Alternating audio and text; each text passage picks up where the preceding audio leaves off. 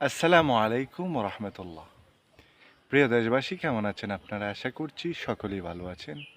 প্রিয় দর্শক, নিত্য নতুন কন্টেন্ট পেতে অবশ্যই ছোটো ভাইয়ের চ্যানেলটি সাবস্ক্রাইব করবেন। প্রিয় দর্শক, আমি আমাদের গরিবের একটা ঘর আছে, সেই ঘরের ছাদের মধ্যে উঠে ভাবলাম আপনাদের জন্য একটা ভিডিও তৈরি করি।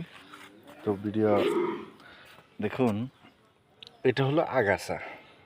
এখানে ফুল চাষ করেছিলাম, ফুলের গাছ মরে গিয়ে এখানে আগাছা জন্ম নিয়েছে, কত সুন্দর সুন্দর। আর এটা হলো আপনার সকাল বিকাল ফুল, যেটা সকালে ফুটে বিকালে, বিকালে ফুটে সকালে, এরকম মানে হয়ে যায়। এই যে এই ফুলটা সকালবেলা ফুটছে, ঠিক আছে, দেখেন বিকালবেলা কিন্তু আর পাওয়া যাবে না। প্রিয় দর্শক, এই রৌদ্রের মধ্যে অনেকদিন পরে রৌদ্র উঠছে, দেখেন ভিউ কত সুন্দর, ভিউ রৌদ্রের কত সুন্দর ভিউ দেখেন।